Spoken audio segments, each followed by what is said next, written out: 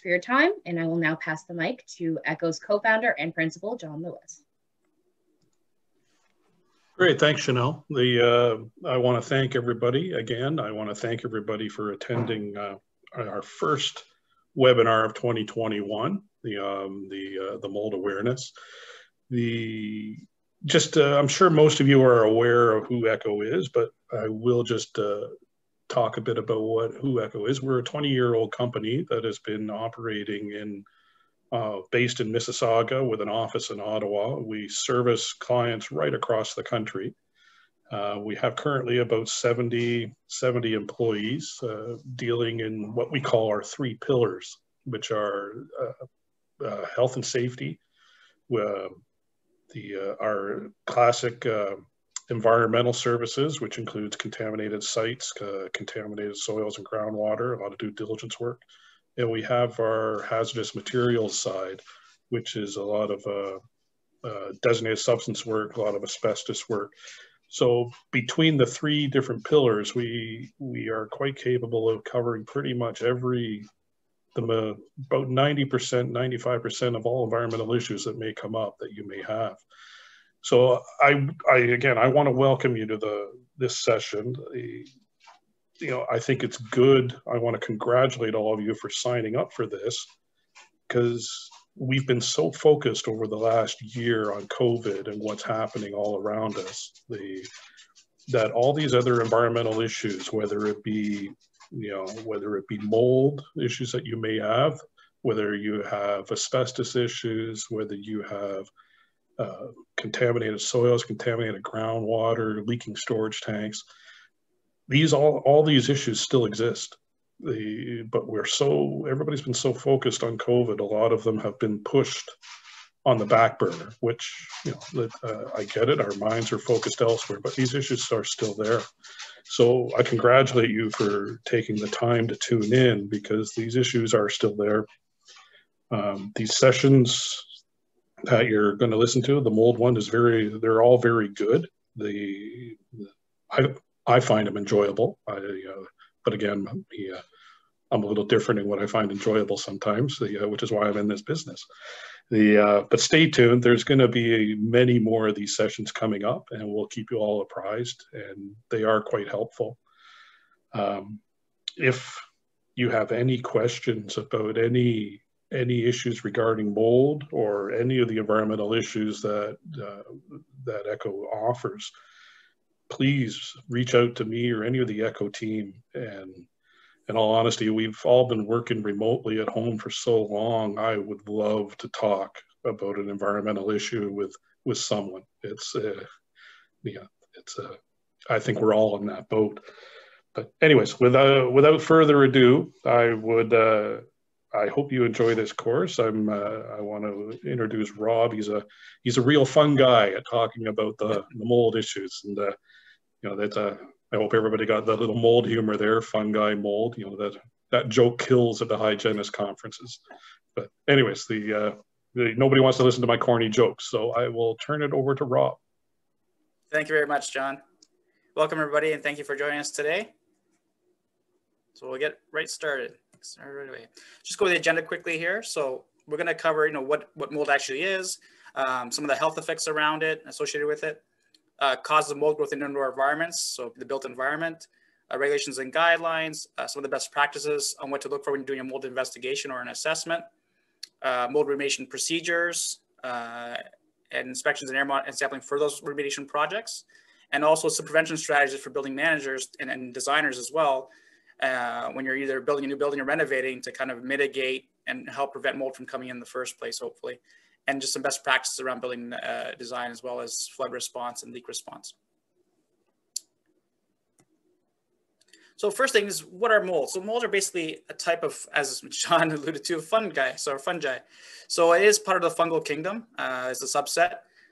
There's over 200,000 species of it, and they're found in every environment. So basically indoors, outdoors, they're found pretty much everywhere. And they serve a very important function. If we didn't have mold on Earth or in our environments, we'd be up to our necks in garbage. They basically are the world's kind of garbage eaters. They help break down organic material in the environment, dead materials, dead plants, things like that. So we definitely, need to have them. What we don't want is them growing in our building. That at least not in a building that's still occupied. Obviously, that's an issue for whoever's in there. And then the key aspect of mold is that they do need an external food source. So unlike, say, example, plants where they can make their own food with sunlight and water, they actually have to feed off, kind of like us, they have to feed off of a food source. So that is a little bit unique to them as well. So as far as what mold can look like, this is also things you probably come across in your kitchen, hopefully not too often, but it can come in various forms. It can be kind of dusty looking, cottony, velvety, slimy sometimes, granular. So it takes a lot of different forms. And you see in that orange, there's different molds growing that orange. Both the green and the white are two kind of different types growing on that same orange. You can also have multiple types in the same location. That also happens as well. And as far as color goes, I mean, typically the black and brown are the most common. White's pretty common as well. But you can get yellow, green. I've seen pink, purple, every kind of color you can think of almost. So they do come in a lot of different colors. And that's a function of the mold, but also as function as what they're growing on sometimes as well. It has an influence on the kind of color that they develop in the environment. So just kind of showing you the structure kind of at a microscopic level. That's pretty my point here, so you guys can see. So basically, this is kind of the mold structure here. These are what they call the fruiting bodies, kind of where the spores develop and mature. Once they're fully mature, they release into the environment. They get expelled, and then the air currents in the environment carry them to various locations, and depending where they land, they can turn to another one of these structures again. And once you have a lot of these structures developing with all the spore development, you can actually get what like a mold colony. But for it to be like everything you see here is not visible to the naked eye. You only would see these structures when they're when there's a million of them present in the same location. Otherwise, it is all kind of microscopic. As far as some of the key aspects of the mold itself, obviously the spore is the critical piece because that's how they decimate in the environment. That's how they develop. Think of it very similar to like a plant seed. So you have a flower, it matures. Once it's fully mature, it releases seeds into the environment, and then they can grow new flowers. It's a very similar concept. So the spore is kind of like that seed. As far as when it's growing itself, the mold does produce metabolites. So these little things here with the M here, little chemicals. Various types of metabolites get developed. A lot of them are actually used as antibiotics. So basically mold, because it can't compete with bacteria in the environment, it releases poison to help keep the bacteria at bay while they feed on that same food source. And we take advantage of that as humans. We actually use antibiotics, things like penicillin, which come from penicillium mold, to our own benefit to kind of keep bacteria from infecting us as well and getting rid of infections. And then the other aspect that mold produces when they're actively growing, especially these MVOCs, that's where you get the characteristic musty smell. Those are the chemicals they release that kind of release some of those smells that you get. So that musty smell is pretty indicative of an MVOC, various types. And those can also have health effects as well, which we'll talk about later on. But just think of it as, when they're actively growing on something, actively feeding on something, they will release, think of it almost like mold farts. They're releasing gas into the environment, for lack of a better word. And that's kind of a byproduct of them when they're actively growing. So that's why if you go in a building that has old mold that hasn't been actively growing, you won't really smell anything. You might see the mold on the wall or on a surface, but it's not really that musty in here. That's because it's a dry environment, but the mold is physically there, but not releasing any MVOCs at that time because they're kind of in a static environment or condition. So food sources. So mold typically, like I said before, it grows on organic materials, it helps break them down. So in a building, any paper products, anything that's cellulose, so drywall paper, any wood-based furniture, particle boards, all those things, even just skin, dust and skin cells and scales that kind of just are in the environment. Most foods, as I saw before, the orange in the bread, most foods will support mold growth, and any dead organic matter. Now, for any keen observers out there that were paying attention the last few days, we did post on our social media that mold grows on inorganic surfaces, and that's true and not true. So it's true in the sense that you will find mold on plastic, glass, concrete. And he's like, well, how can it grow if it's supposed to only grow on organic materials? And what you're getting there and what's happening there is that you're getting mold growing on the dust film or the biofilm that's on the surface of that material. A little bit misleading. It's actually growing on the surface of the material, but it's actually something you can't see, which is the biofilm, the dust film that's supporting that mold growth. So you'll never see thick, fuzzy mold on concrete or glass or plastic for that reason, because it doesn't break down the actual material itself, just the dust that's on top of it. Which is why it's important to keep surfaces obviously clean as much as you can to minimize against mold growth as well as a mitigation measure.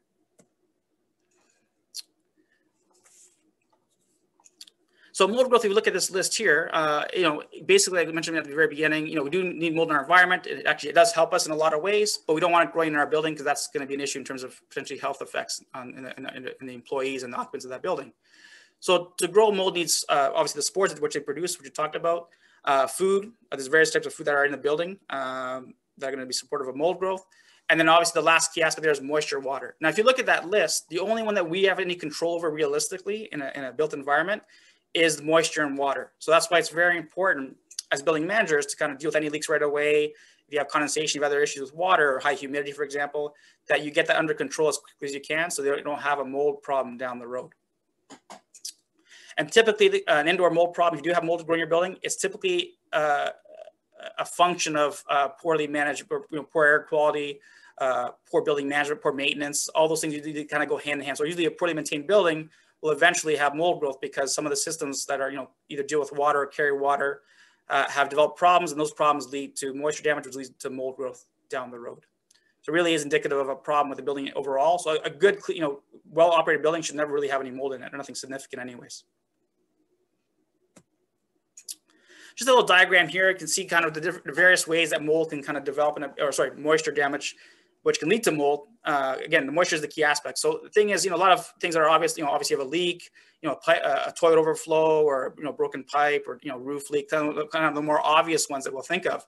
There's actually a lot of things that are not obvious that can also affect a building from a moisture perspective. Things like wind-driven rain or snow. So people think, you have a building, typical building has a masonry veneer or brick veneer. That's not waterproof. The water will go right through the brick. It'll go through the concrete eventually, especially if the wind's pushing it. And so that's why it's very critical that, when the water gets through that material, that it can drain afterwards and not go right through the building and cause damage to the interior finishes. So that's, again, more of a building design issue, but it is critical. Humidification. So if you have high humidity and you combine that with, especially the wintertime now with the cold surfaces, cold exterior walls, you get a lot of condensation. The condensation can lead to mold growth. Now, during this pandemic, you might have heard in different webinars, which even we have stated ourselves in our own webinars, that the key target for controlling COVID spread, or one of the things that we use to control COVID spread, is keeping humidity above 40%. 40 to 60 is the kind of ideal range to keep to help reduce the potential for infection. Now that kind of goes a little bit against the whole idea of keeping the building dry from mold perspective, keeping the humidity low. Now the reality is most buildings that don't have humidification systems typically won't hit that 40% minimum. They're going to be more in the 25, maybe even less range, especially if it gets really cold and dry outside.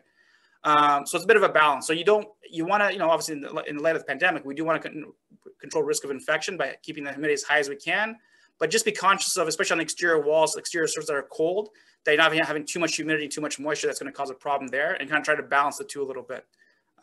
Just keep that in mind. Obviously, the things like condensation, cooling coil bypass, another one. So if you have air conditioning systems, if you have a lot of moisture that goes through that system and gets past the cooling coils and goes downstream, you can actually have a lot of moisture introduced into your building from the air conditioning system when it doesn't kind of remove that water effectively at the cooling coil. As far as lower, below grade structures, you can get capillary action. You can get water kind of making its way through the concrete and through the exterior kind of foundation walls. If you have any cracks, if the waterproofing is failing, if the weeping tile system is failing, so the water can get in that way as well and cause kind of localized excess humidity, excess moisture in the basement areas and below grade areas and causing mold there as well.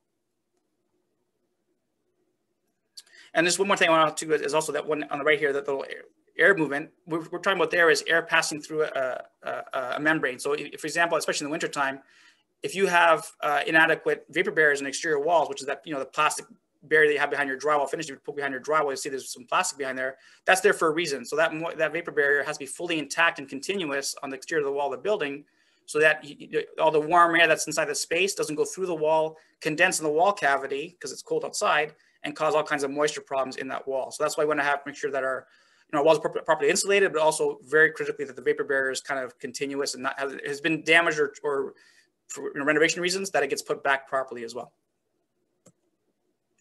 So now talk a little bit about health effects. So basically the way we get exposed to mold for the most part, again, with the spores, is going to be inhalation. So it's going to get in through the air. We're going to inhale it. That's how we're going to be exposed to it. We can also come in contact with it by touching it as well. Whether the spores or actual bulk mold itself can also be a source of contact. Ingestion, sometimes we do that on purpose. When mushrooms on a pizza or something like that, or some certain types of cheese that have mold on it by design, you're ingesting it on purpose. But yeah, ingesting spores that you don't want to can be obviously unwanted.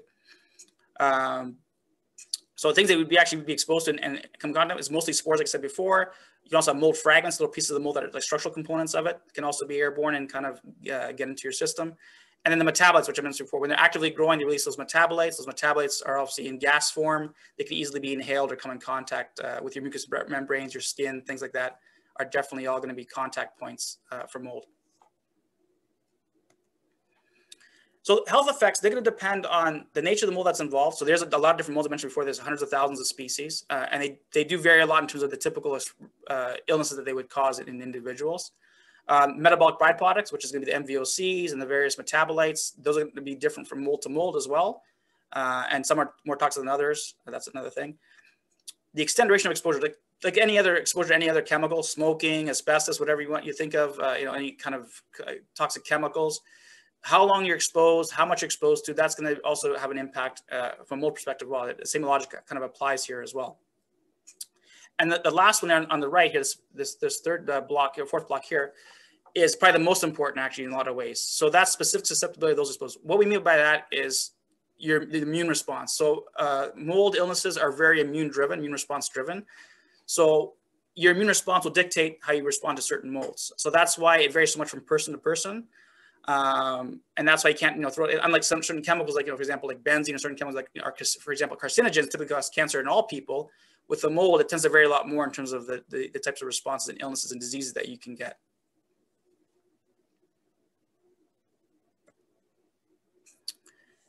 As far as the typical health effects you're going to get from mold, most of the time it's going to be more of an allergic type response, almost like hay fever or pollen allergies. That's probably the most typical response most people have to mold exposure, if at all. A lot of people don't respond to it at all, to be honest.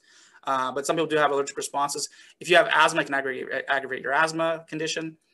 But yeah, typically it's going to be allergies, both skin and respiratory allergic responses. Infections are also possible. A good example of that is athlete's foot. That is a fungal infection. Not usually too dangerous, but it is an example of one. More critically, especially in hospitals, is what we call hospital-acquired infections or nosocomial infections, and that's typically a result of mold exposure and sometimes bacteria as well. So you'll go in for a heart surgery or some sort of treatment, and you'll get an infection from the mold that's in the hospital that causes a secondary infection. Sometimes those infections can actually be lethal in some cases. If the person's very immune compromised, if you go under chemotherapy or organ transplant and they're very immune compromised, they're very susceptible to potentially fatal fungal infections. Irritation is another one. So again, that's similar to allergy a little bit. So you can have skin irritation, rashes, things like that. Some people have rashes to mold. Eye irritations, respiratory irritation is obviously an obvious one. And then that fourth one is toxicity. So that's going to be more toxic effects, things like headaches, central nervous system depression. So that's going to be also a symptom as well. I actually personally get that sometimes. If I go into a really moldy building where there's mold everywhere and it's actively growing, it's really musty in there, I'll actually get headaches. They're actually temporary. If I go outside in the fresh air, 10, 15 minutes, it's kind of gone. So luckily it is temporary, but you can get those toxic effects as well from mold exposure. As far as some of the potential high-risk groups, so obviously I touched on it just in the previous slide there, immune deficient individuals. So anybody that's going under chemotherapy or any organ transplant or have any immunologically deficient illnesses, they're going to be more prone to getting more severe responses to mold exposure and potential illnesses. The elderly, similarly, are going to be a little more prone to it. Children, where their immune system is not as well developed, they might have a little more severe reaction until they develop that immunity. Pregnant women, and then also people that have respiratory system problems. So anybody already has chronic obstruction, or maybe they have asbestos, they have other illnesses that cause respiratory impairment. It's going to have more of an impact on them because their breathing's already been compromised a little bit. People have asthma as well. Again, asthma attacks as well, like we mentioned before. So this slide here is kind of the mold assessment process, kind of in summary. So this is the very aspects, and we'll go touch on them briefly. But before I get into that, I'm actually going to go on the chat here. If everybody can go on the chat, wouldn't mind.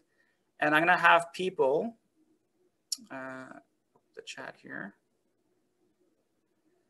So what I want people to do here, if you wouldn't mind, is out of that list that you see there, that's kind of all the different aspects of a mold assessment. What do you think is the most important aspect of doing a mold assessment, the most important key of the puzzle when you're doing one? And what is the least important as far as information that we get out of it? What is least important? So if you don't want to, the first one we'll do what people think are the most important. If you want to just on the chat there, just kind of enter what are those, the test cuts, the building history, the symptoms, the air samples. What's the most important thing that we should be doing when we're going through? So just kind of looking here, observations, get a little bit of everything here. Just going through. Tape lifts. Okay. Whoa. Okay. Everything's important. That's the okay. Okay. I'm seeing a lot of observations, quite a bit of building history, and quite a bit of air samples so far. So as far as the most important, and actually, well, people, we'll go through that first, and I answer both questions actually, because they go together.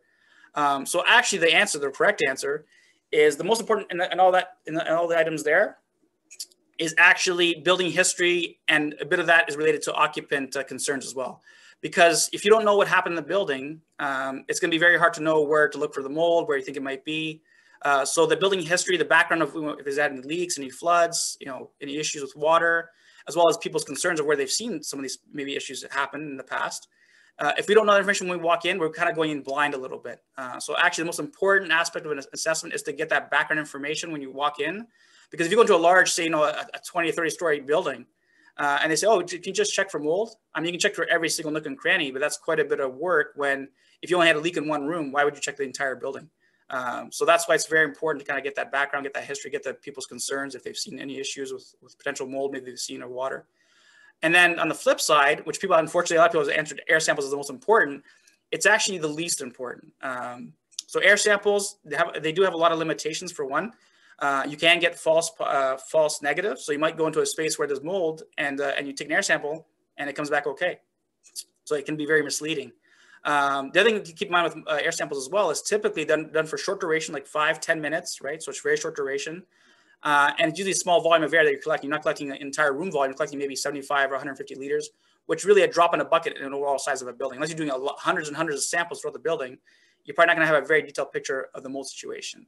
So that's why it's out of all those things that you see on that list, that diagram, air samples is least important, and then the building history and occupant history or concerns are probably the most important. And that's how we approach our assessments, is that with that approach. So we take air samples if clients are concerned about air quality. We can definitely do it. It doesn't hurt to do it.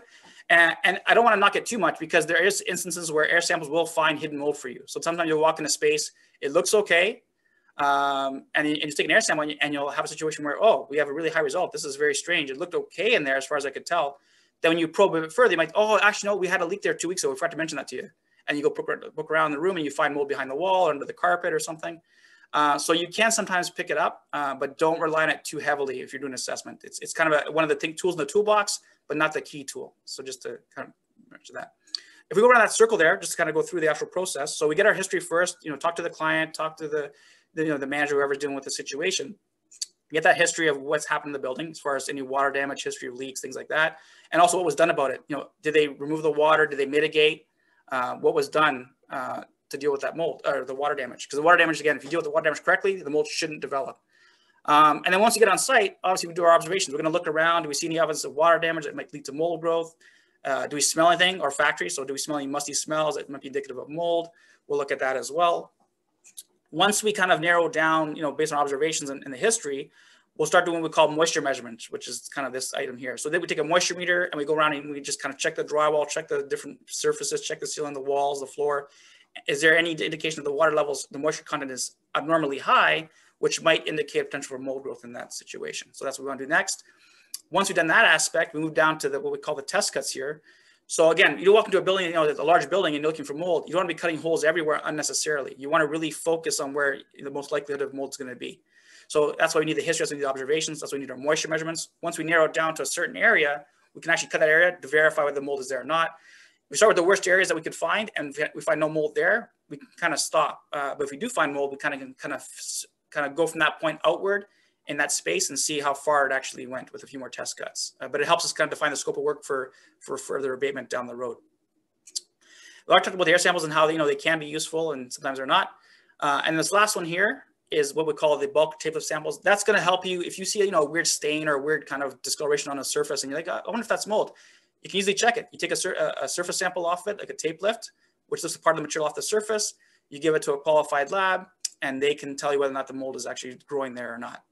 Now, one thing to remember with that though is, you want to distinguish between mold spores versus mold growth. As I mentioned before, mold spores are everywhere. You walk into your house, your office, wherever you are, any settled dust will have some mold in it. That is normal. What you don't want is the mold growth. So a lab will hopefully identify whether it's mold growth versus just mold spores, and make sure you know that there's the distinction between the two for sure.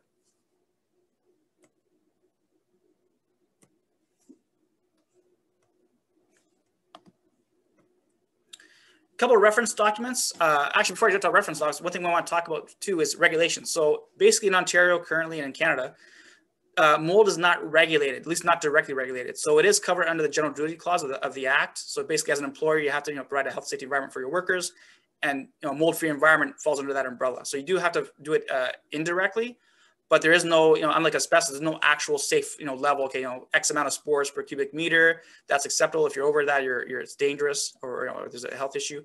So it's not regulated to the extent that other chemicals are. Again, the general duty clause covers it. As far as when you do mold abatement, those first two things at the top of the CCA, the eco guidelines, are both good documents to refer to when you would want to do a proper mold abatement, follow proper procedures. You want to follow those two documents. They're both very similar to each other in terms of the abatement side. The CCA document actually has some additional information about how to assess for mold, how to look for it, where it can develop, what causes it. So that's a little more to it than just the eco guideline, which is strictly abatement based. That third bullet, which is ASTM standard, that's also a mold assessment document that tells you how to do a mold assessment. So, get the history, do the moisture measurements, do the samples. So all the stuff we talked on the previous slide is kind of covered off in that in detailed form. And then the AIHA, the Health Canada, and USAPA, these are all organizations that have useful documents and guidance on mold if you want to look into it further as well.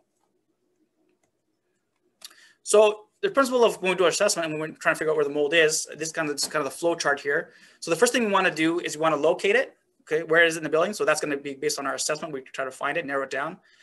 If we're not sure if it's mold or not, we can confirm it with bulk samples, right? Like we talked about the tape lifts. After that, we want to try to figure out, based on what we saw with our moisture measures and our test kits and everything else, how far did it go? Did it affect, one wall in a room? Did it affect all the walls in a room? Did it affect 20 rooms? Did it affect, only one? Ceilings versus floors versus walls. We've got to make sure we kind of have a good grasp, a good estimation of where, again, it's going to be an estimate because you can't see through the walls of the floor, but based on what you saw in terms of the moisture measurements and some of the other samples you've done, try to kind of scope out the affected area that needs to be kind of either cleaned or abated or removed. Once you find the mold, if you do find it in a space, you want to contain it. You don't want to be ripping out mold out in the open because it can affect people in that area as far as contamination goes. So we want to contain it. We want to build a closure around it. We want to properly isolate it so that when we do remove it, which is the next step, it can be minimal risk to the occupants in the building at that time. After that, we also dispose of it. Again, mold, unlike asbestos and some other substances, is actually just at this point still considered kind of regular garbage. So once you bag it and seal it in proper bags, or seal it in bags, you can take it and just put it in a dumpster, and it just goes to the dump. There's nothing special about it in terms of special requirements for disposal. It is just regular garbage. But the key is to, when you are bagging it, that it's properly sealed so that you don't have any open containers with mold that you're walking through the building with and you're spreading the mold spores everywhere. You want to make sure that it is sealed for transport to the actual bin for disposal. And then after we do with the mold, after we get rid of it, we want it to come back, obviously, the extra cost and all the hassle that goes with it. We want to prevent it from coming back again. So that's a matter of managing, maybe change your practice in the building, fixing the leaks, fix the roof, maybe reduce the humidity in the building, change the windows, whatever is causing the mold to develop. We want to look at changing that so that it doesn't come back again. And then lastly, and also very important, that you want to communicate and document what's happening. So if you're doing an assessment, you obviously want to properly document it to show where the mold was, with photos and proper report, formal report, with the lab results, and what the lab results mean. So all that should be properly documented and also communicated. Very important, especially with mold, because it's a very fluid situation sometimes in buildings. It can change. You want to make sure you're communicating regularly with your people, employees, trades, things like that, of where the mold is, what's being done about it, what has been done about it. Any results that you're getting, kind of relay that to the people as well, so that keep them in the loop at all times, just to make sure that there's no built up anxiety because of the mold that might be in the building.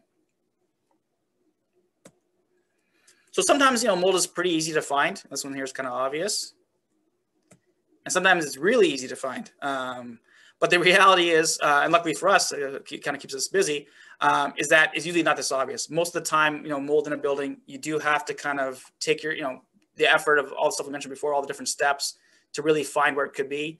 90% of the time the mold is hidden. It's not going to be on the visible surface that you can see. So that's why you have to kind of do the proper investigation. So when we do investigation, the visual observation part of it, which is one of the aspects of the overall process, what do we look for? What are the clues? What's going to tell us that the mold could be there? And then we need to maybe investigate further. So there's some examples here on the right of different things that we do look for. So things like a musty smell, that's going to be an obvious one. Any stained ceiling tiles, stains on carpets that indicate potential water damage or leaks. Any breaks or cracks in exterior wall. So any damage to the exterior wall that could let moisture get in, that's going to be a red flag that we want to look into further. Efflorescence, basically efflorescence, which is the one here you see here. Anybody that doesn't know what that is, that's basically, it's like a white powdery salt that develops on usually concrete-based products, so any masonry walls, concrete foundations, concrete floors. You get like a white powder kind of forming. That's basically water coming through that concrete and leaving the lime deposit on the surface. And that tells you that water has come through at some point. And sometimes after a time, mold can develop in that same environment as well. Windowsills and cold surface are a big one too. So any condensation that develops. You can also get condensation on some of the ductwork. So if you have, or even pipes, if you have domestic cold water pipes, chiller pipes, air conditioning duct lines, all the surfaces can be potentially cold, and especially in the summertime. You combine that with warm air in the room, and you get a lot of sweating and a lot of condensation that can develop mold over time as well. Peeling paper and blistering paint are classic examples of sometimes moisture getting behind those surfaces and causing damage. And in the case of wallpaper, it can get pretty bad because the glue in the wallpaper is an additional food source on top of the drywall itself that can help support the mold to grow even further. HVAC systems, again, HVAC systems do have components that can develop mold on them. The insulation in the unit, the filters themselves, either they're paper-based framing on them, stuff, they can develop quite a bit of mold if they get water damaged. The cooling coils, especially, because they do remove moisture by design during the cooling season. If the water doesn't drain properly, you can get a lot of bacterial and mold growth on the condensate trays, on the coils themselves. So that's kind of a maintenance issue. Make sure you're on top of the maintenance. Make sure that the drain pans drain effectively. Water doesn't pool there, because you can also get Legionella and other things that are nasty as well growing in that system. And any damage or missing vapor, I mentioned before about the vapor, how it's important to keep that, that thermal break or that vapor from leaving the space. So make sure that your mechanical system, your structural walls have a fully intact vapor barrier to keep warm air from hitting that cold surface and causing condensation. So we get to the mold remediation side of things.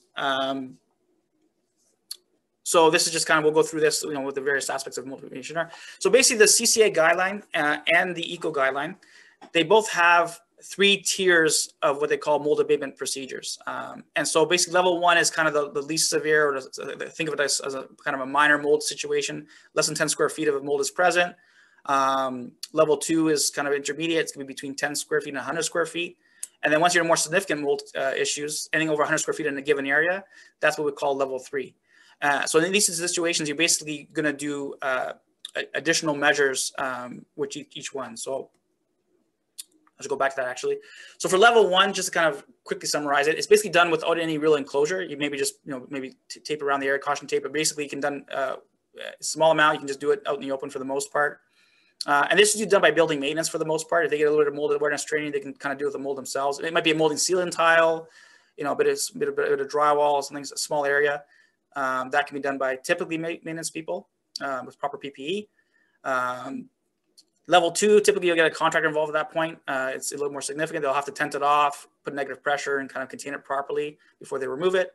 And level 3 is very similar to level 2. It's just typically at the level 3, sometimes you'll add what they call a worker decon. So you'll have like a multi-room chamber, clean room, dirty room. So the workers can transition out a little more effectively. So they're not tracking any mold on their clothing or anything like that out of the workspace into your building. So it gives a bit of a transition area where they can kind of decon themselves before they come out. So that's the main difference between a level 3 typically and a level 2.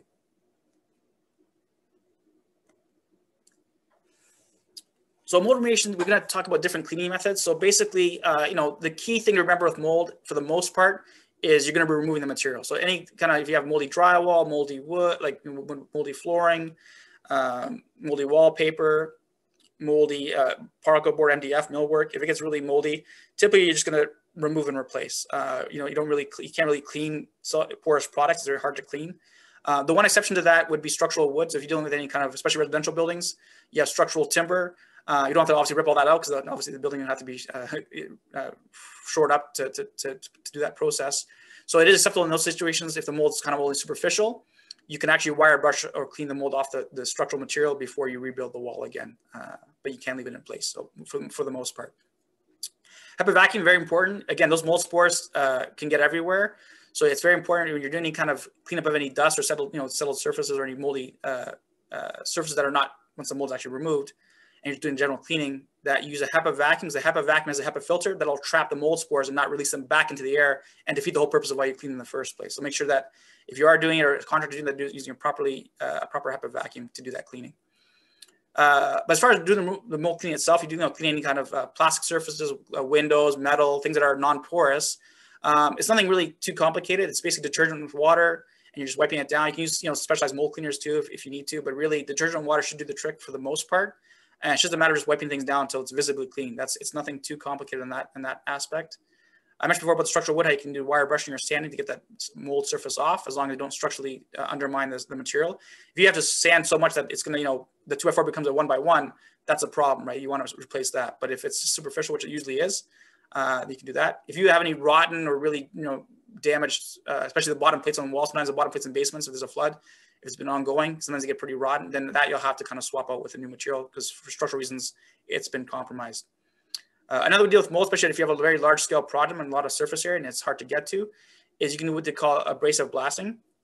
And that's done with typically with dry ice. So you get dry ice pellets, you blast the dry ice onto that surface. The physical impact of the dry ice knocks the mold off the surface, kind of takes almost like a layer off the surface to get it clean. The one caution with that, with dry ice, it is basically frozen carbon dioxide gas. So as you use that material, it creates quite a lot of carbon dioxide. You can create a hazardous environment. So make sure they have proper ventilation when you're doing that process, because it can build up a lot of carbon dioxide, which can be dangerous, obviously, if it gets too high. Another thing you want to remember too, when you're doing any kind of mold remediation in a building, is that, because it's not regulated and other things like asbestos are regulated, if you're doing a job where it involves both asbestos and mold, for example, whatever is either the regular requirement or is the most strict requirement, you always want to follow that. So if you're doing a type 2/level 2 mold abatement, it's really a type 2 at that point, asbestos, because whatever is regulatory required, that's what you're going to follow. And always you want to err on the side of caution. Whatever is the most strict requirement, you always want to follow that as well. So for example, working in a healthcare facility, infection prevention control measures will kick in and be required. And that will trump both the asbestos and the mold at that point. You'll have to do kind of whatever that's required. Just whatever environment you're in, just make sure that, the overall scope of the work, you're capturing all the measures, not just, for example, don't focus just on the mold, but also think about things like lead or asbestos, silica, other hazards that could be there. And you have to kind of account for those as well.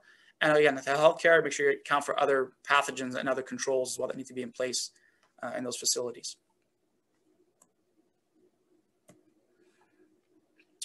When we do the abatement, and if you're going to call an accelerator, even if you're just doing it yourself too, it's very important that we confirm that it's gone. We don't want to assume anything.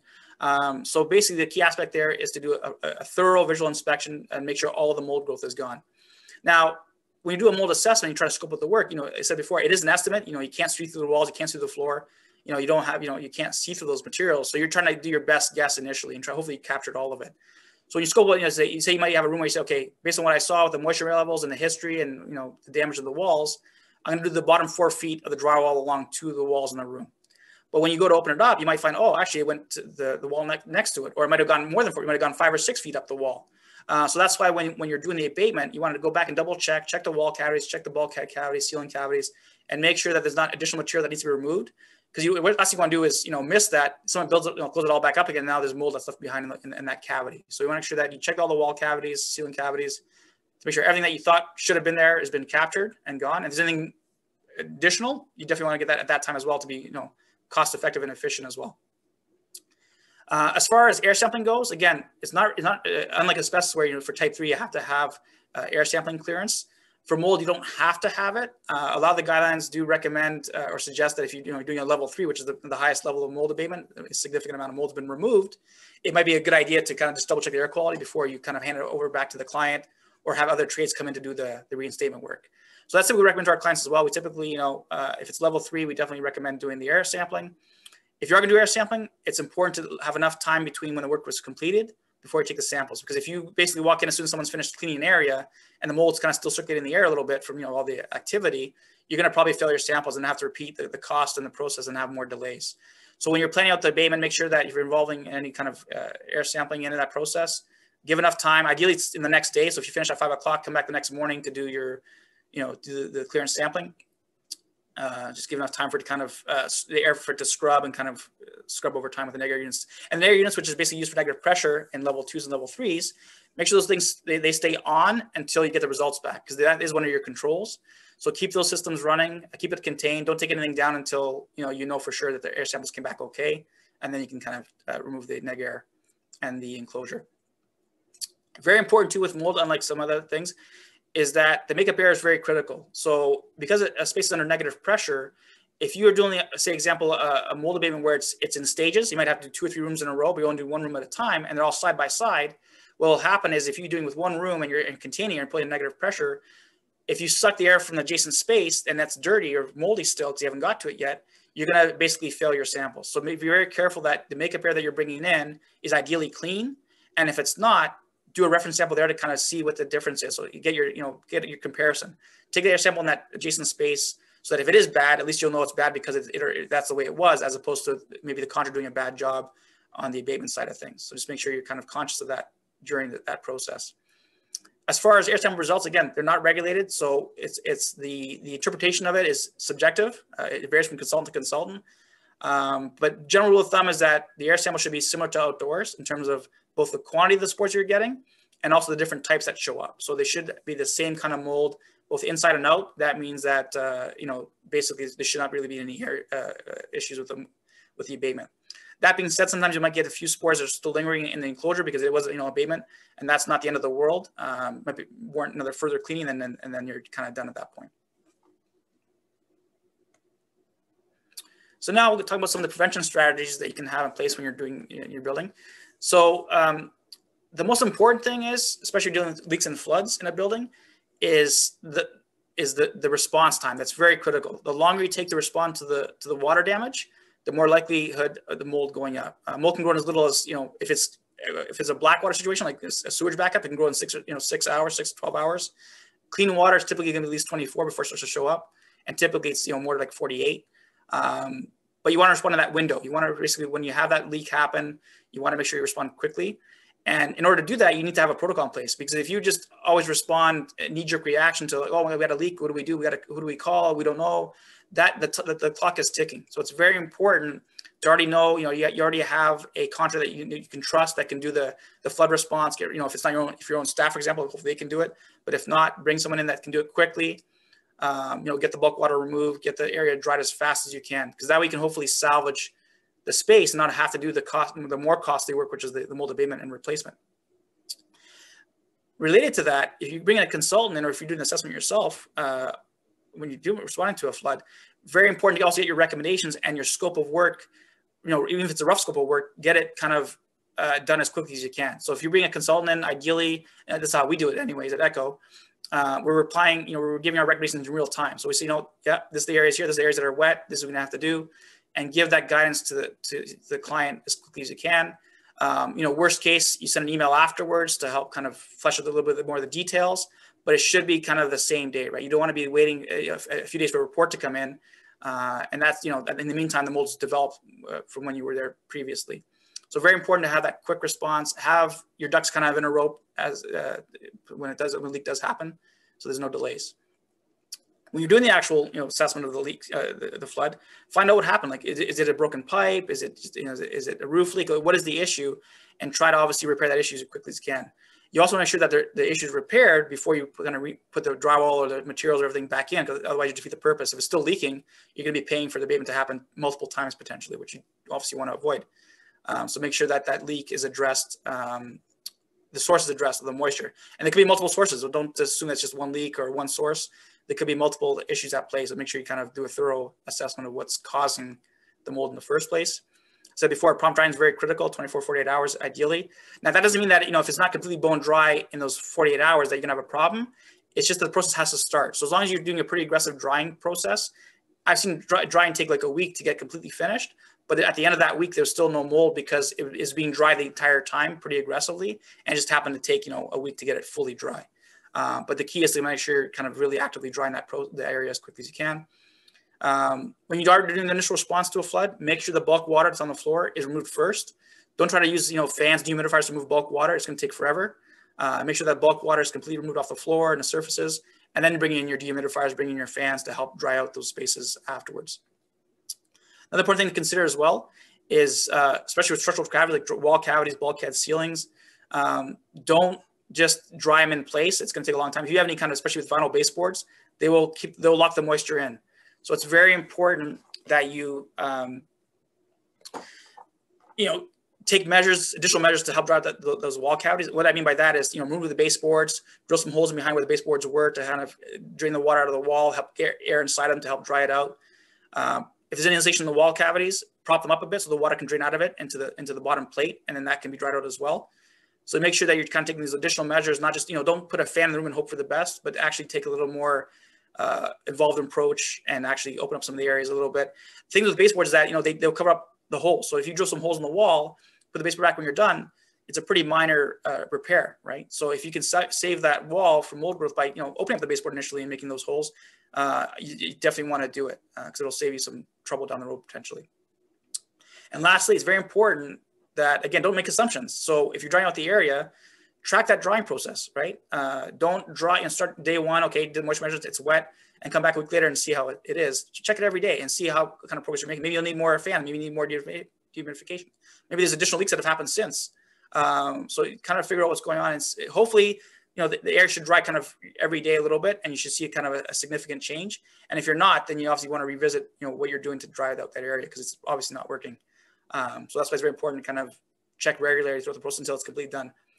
And even after you're done, follow up a few days later, make sure that nothing's developed in terms of visible water damage or things like that, or staining that's developed after the fact. Make sure you just double check that as well, even after it's already been dry.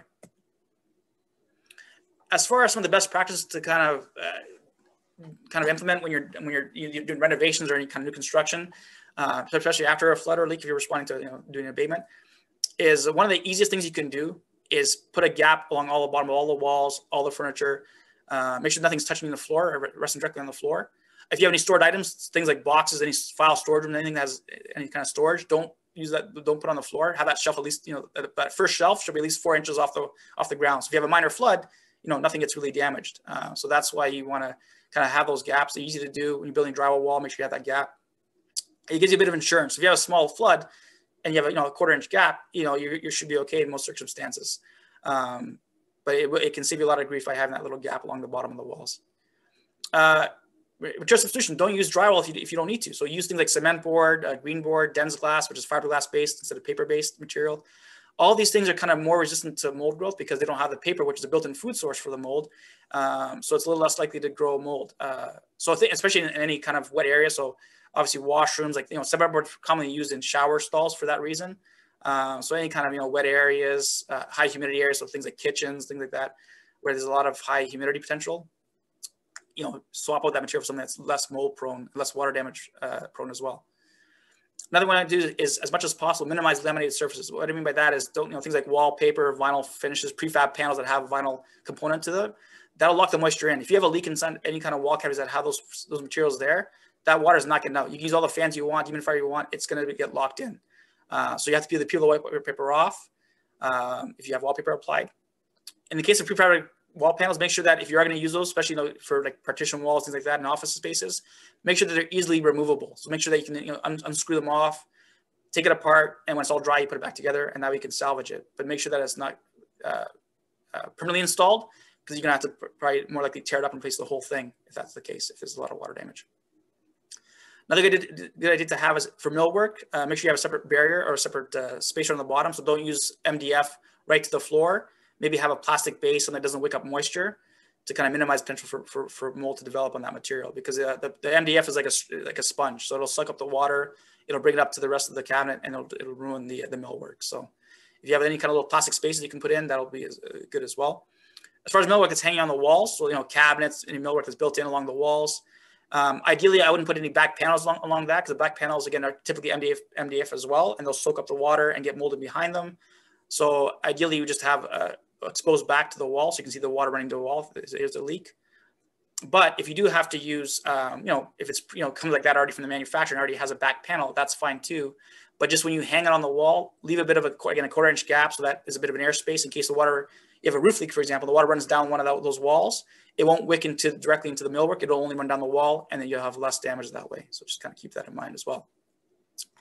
If you have any kind of high use washrooms, especially things like schools, hospitals, nursing homes, anything that's going to have a high use washroom area, it's a good idea to have what we call continuous or integrated baseboards. So that's if everybody's gone to a hospital or some of these healthcare facilities or nursing homes, the vinyl flooring typically it kind of continues up along the side of the wall, creates almost like a shallow bathtub effect.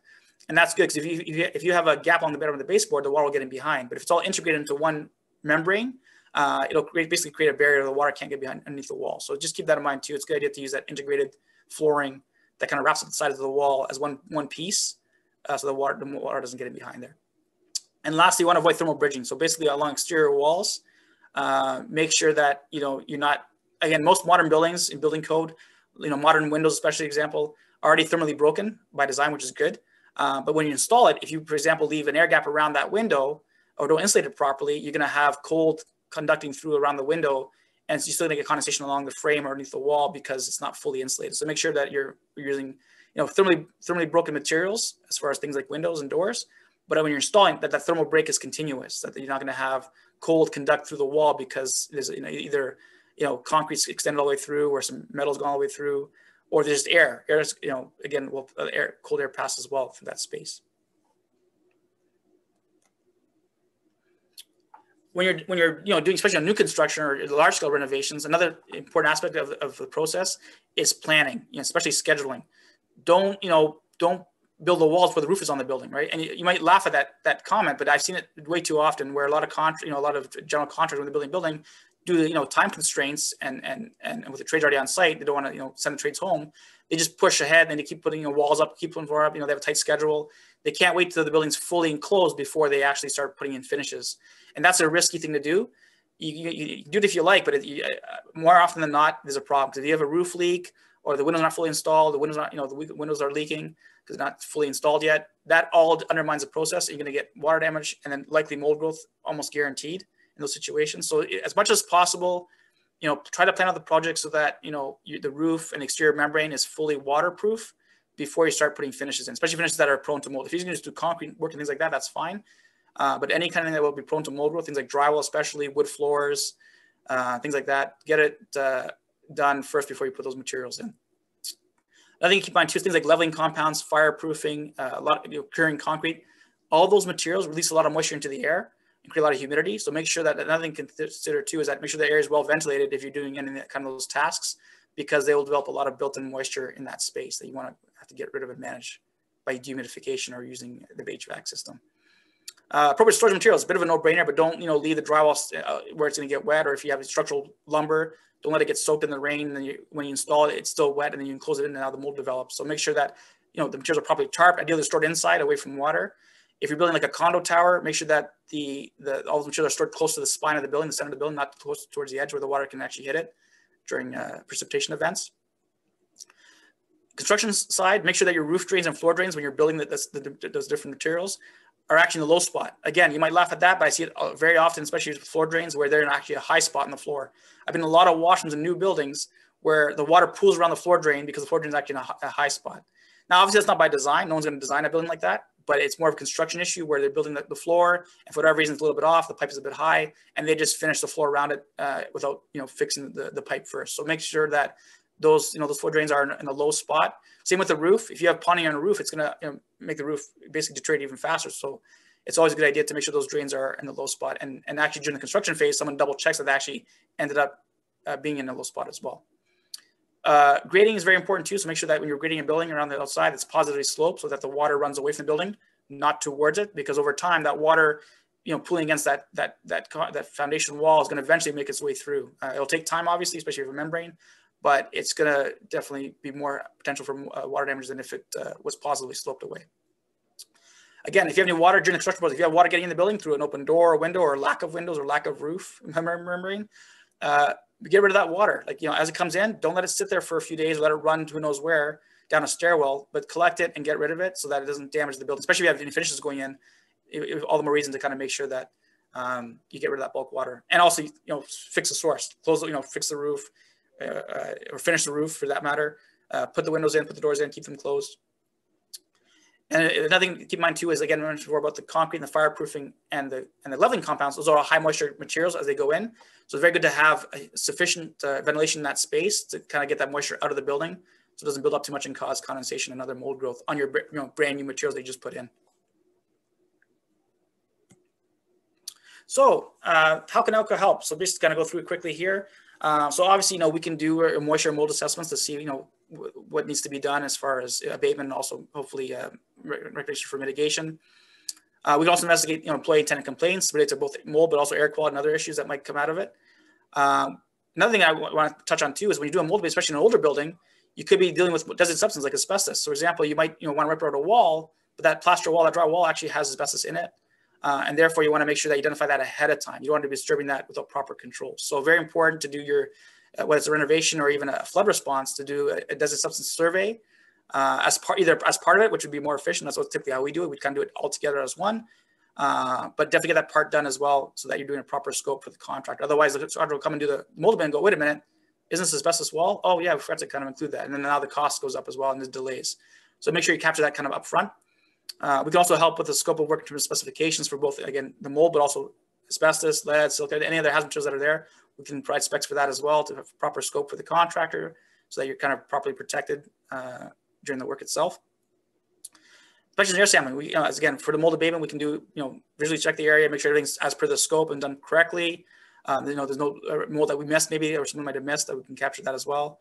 We also do the air sampling. Again, we can do air sampling to kind of clear the area to make sure that the most water levels are kind of normal before turning back over to either the trades or the building management.